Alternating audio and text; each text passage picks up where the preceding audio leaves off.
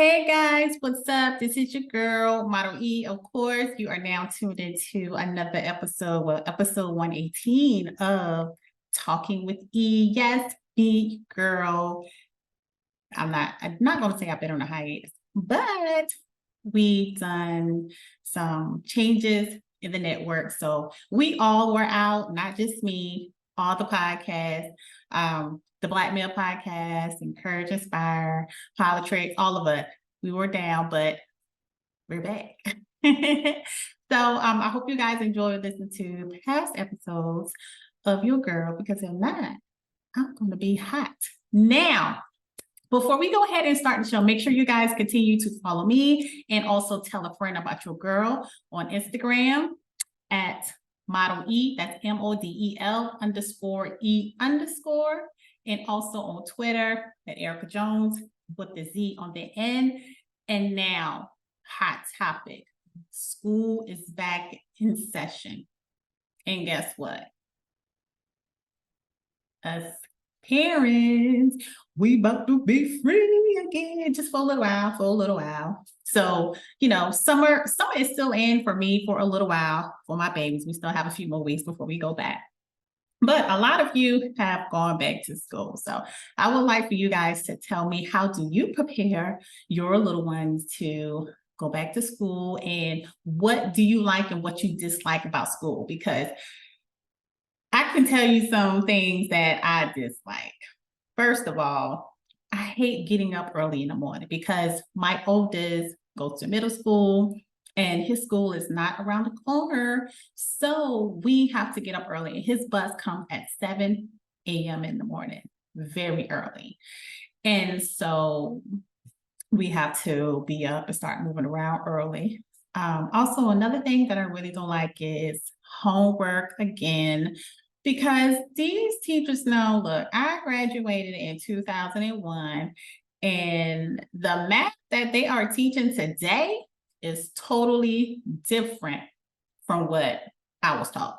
I mean, I was taught, please excuse my dear Aunt Sally. I asked my son, what is that? And he don't have an idea what that is. He's like, huh? So, I'm trying to teach him little things, like even with learning how to add and subtract, like say, put 5 in your head and count 3, 5, 6, 7, 8. Like, they take these kids all around the mulberry bush now, and that's hard. Like, they don't teach them easy no more, and they always want them to show work and shit. I don't know anything about that, so I don't look forward to homework, because what I did is not what they do now, and I know a lot of you guys can agree with me on that. So also, some things with school is, you guys know that there is a lot of decrease in teachers, and to me, it's a lot with that. It's a lot of reasons why they are a decrease in teachers. For one thing, started a couple years ago, the pandemic. The pandemic had really put a whole lot of people in the scare, because people were dying. People were leaving here left and right. You couldn't cough, you couldn't sneeze, you couldn't do anything. Someone would just assume that you had COVID-19 and you're going to spread it all over the place. And it was just hard. So a lot of people were, protecting themselves, they were protecting their families. So it made them,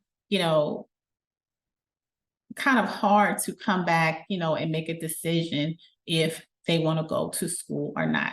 And also, schools really wanted the kids to come back in, because a lot of our schools are like on a lottery system. A lot of them get funding if the kids are in school and they sign up for different things. So it kind of was a big push. And plus, with the whole vaccine and everything, they were trying to make everybody get vaccine, like all the jobs, scare everybody. You have to get this vaccine. If not, then it's a possibility you won't be able to work here no more. So a lot of people's like, oh my God, that's my money. That's my livelihood. I need to get this shot. And so a lot of people have taken these shots, and then a few months later, it just stopped. Like no one talked about it again. It was okay if you didn't got the shot. There were no more pushing for you to get it in order to keep your job. And so a lot of that, was involved with that. Also, another thing is low wages. From the beginning, since the dawn of time, teachers has never been getting paid real good to teach. I believe that people who teach and influence us and influence kids should get paid well. Teachers, because they teach our kids, since they say we are the future.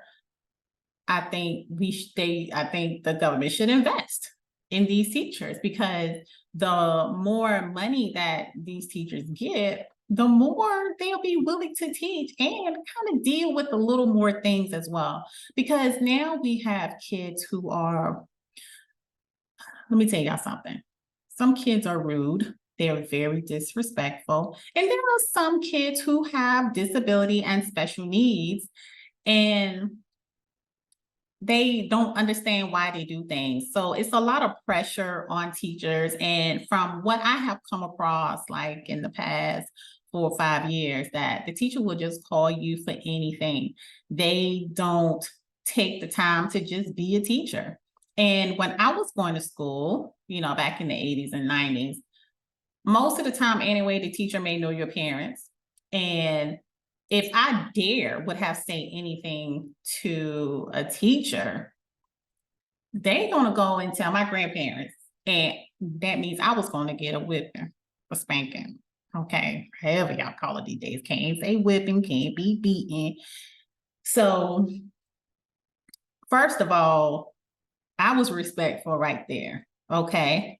And so today the kids is very rude and disrespectful. So I can see why there are a lot of teachers who don't want to teach, because first of all, I'm not making enough money to be fighting these kids or jumping in the middle of the fight between them. It's not worth risking your life for it. And I can understand that.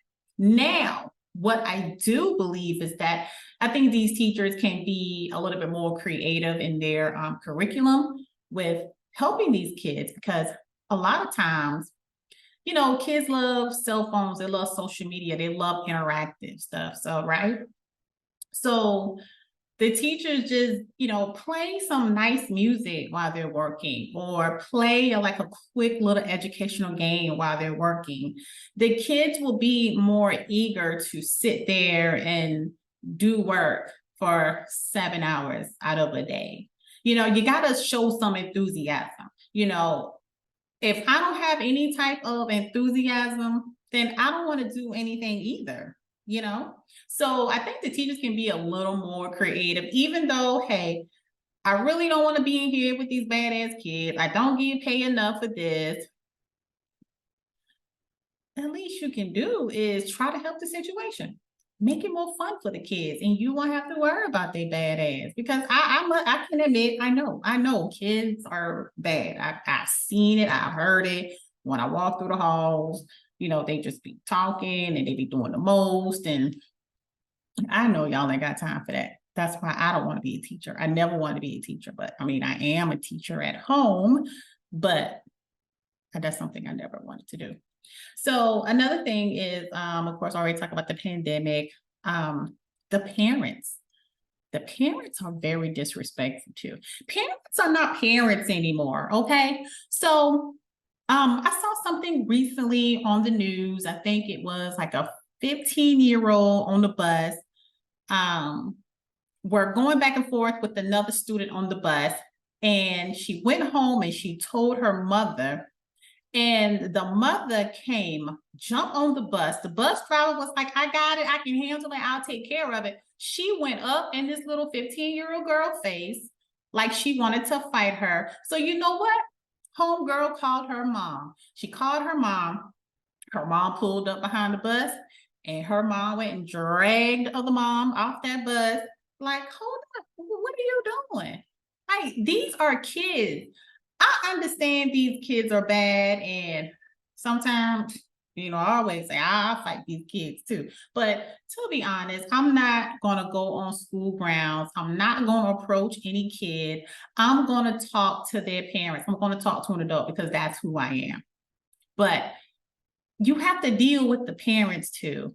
And these parents are very childish these days. And in order for us to help the teachers, help the school, help staff, the bus drivers, and everything like that, we shall all be on one accord. Us as parents, we know how our kids are. And if you know you got a bad little Johnny out there, why are you taking up for Johnny, fighting for him when you know that Johnny threw the banana peel and made the teacher fail? You knew he did it.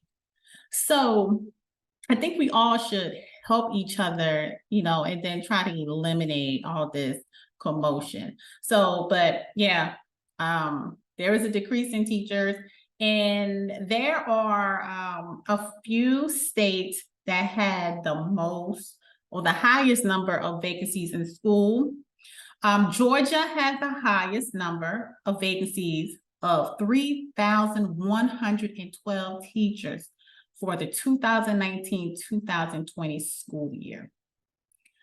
More recently, during the 21-22 school year. So the pandemic came, you can attest, a lot of them more has been dropping off like flies. Okay. Now, Florida had the most vacancies, was 3,911 unfulfilled positions. Even though now we know Florida is very crazy right now, that was one of my top vacation spots, was Orlando. And I don't even want to go no more because they're doing too much over there. And quite frankly, I don't want to be involved, and I don't want to spend my hard-earned money on somebody who don't give a rat shit. Okay?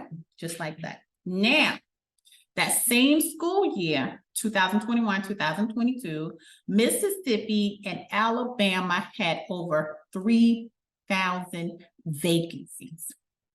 And what does that say? What does that say about our school system? What does that say about us as a parent?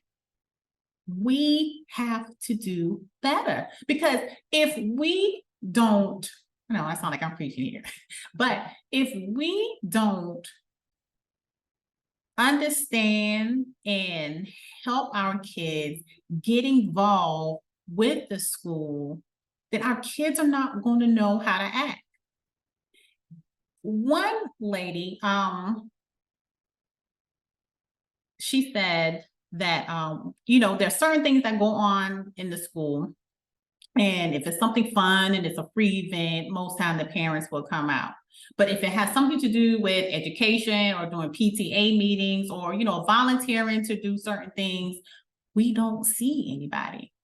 And I used to be like that, but I am more involved and hands-on in the school. When I walk into the school, I don't need an ID because they know who I am. They know who my boys are. And that's how I want it to be. Because if you know me, that means you're going to make sure that my kids are doing what they're supposed to be doing. You're not going to let anything fall between the cracks, because I'm not letting anything fall between the cracks. So you're going to see this face, because me and my husband, we are very much involved in our kids' education. So I think if the government increased the salary and stop giving out an extra $200-$300 here and there, that is no money. I can spend $200 in my head in 60 seconds. That's no money. So give them more money. Okay. All right. So let's go ahead and move on to this postpartum pill that was just approved by the FDA. Hold on one second. Somebody's FaceTiming me. Hello? Mom? Yes? And then he hangs up. She gonna call back again. Okay, hold on. Told y'all, be the mom. And he keeps hanging up. Okay. So I got a feeling he's gonna call back. I just had this conversation with him, like, Mom is podcasting. Okay, now the FDA approved the first postpartum pill recently. And by the time you got to this podcast, it might already be out. So let's go ahead and see what the Food and Drug and Administration approved. So you know that when you have a baby and your emotions is like a roller coaster. It's all it's up and it's down. And a lot of times you don't even know that your emotions is up and down. When I had my first child 12 years ago, you couldn't tell me that I didn't have postpartum. Everything was fine with me. But according to my husband, I had postpartum. I was neglecting him. Everything was all about the baby, and I neglected him until we had that conversation years later. And I realized, yeah, I really did. I neglected him because my mind was so focused on this new baby that have to depend on us because I didn't have no mother, no auntie or cousin or anybody like that to come and help us with the baby. We did that ourselves. And so it messed me up for about 3 years. You know how many people they get depressed and they increase in weight? Well, me, your girl, I decreased in weight. I got smaller instead of bigger. And it took me about 3, 4 years to come back to myself. Like that's just how bad my hormones were throwing off. So what this pill is, it's so this postpartum pill depression is a milestone considered likely to increase recognition and treatment of a debilitating condition that affects about 500,000 women in the United States every year. And this is a lot. So we can imagine now with going through everything we're going through from the past 3 years, we can assume that this postpartum and depression rate has skyrocketed, right? So clinical trial data had shown that the pill works quickly, beginning to ease depression in as little as 3 days, significantly faster than the general antidepressants. And we know doctors are quick to put our asses on depressants. I was giving anxiety pills. And I said, you know what? I'm not taking these pills. I've never had anxiety. Where did this talk come from? You know, we're going to talk about that in a minute too. I'm not taking these pills. And that was when I first, back in 2020, I had got on high blood pressure medication. It just messed all my nerves up, my brains, everything. It just messed it up. But going back to the pills. So it eases depression within a little as 3 days, which can take the antidepressants, the normal antidepressant can take anywhere from 2 weeks or longer to have an actual effect. So that along with the fact that it is taken for just 2 weeks, not months. So this is not something that you would take for months and months. You only take this for 2 weeks. And they are hoping that it encourage more patients to accept treatment, maternal mental health experts says. So, y'all know how I feel about certain medications. Now, I feel that there are a lot of things out there, the antidepressants, you have anxiety medication, and now we have postpartum medication. Yes, this may be something that can help women, but when the government gets their hands on something, the FDA, normally when you are taking something like that, it not only stops in its tracks of what it's supposed to do, it's going to wake up something else and it's going to throw something else off in your body. That's how I think, because that what happened to me when I started taking certain medications. And still today, I still feel it, and I'm still trying to overcome it and, you know, work at it, research, eliminate things of what, you know, could cause it and how can it stop. And now, you know, I believe that when you take this medicine, even though it's for 2 weeks, it's going to trigger something else. But it's not my field to say what someone should do, because a lot of people do have a very, very bad case of postpartum, and it affects a whole lot of people. And plus, now you're not able to take care of your baby because you have this postpartum depression.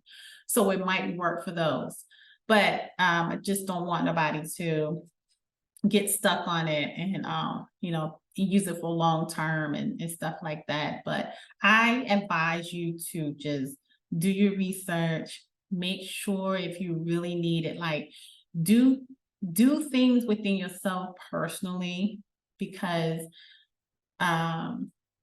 anxiety is a beast, and that's what I wanted to talk about. Anxiety.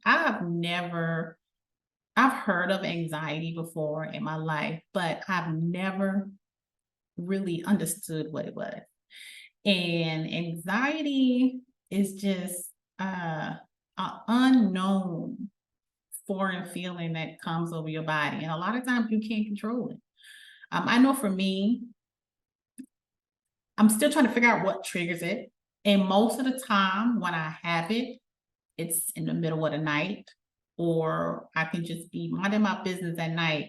Then all of a sudden I get a very high heart racing.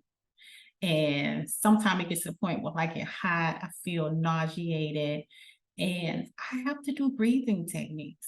Like I could be laying in the bed sleeping, and I just get a boom, boom, boom, boom. Don't know where this thing came from. I don't know.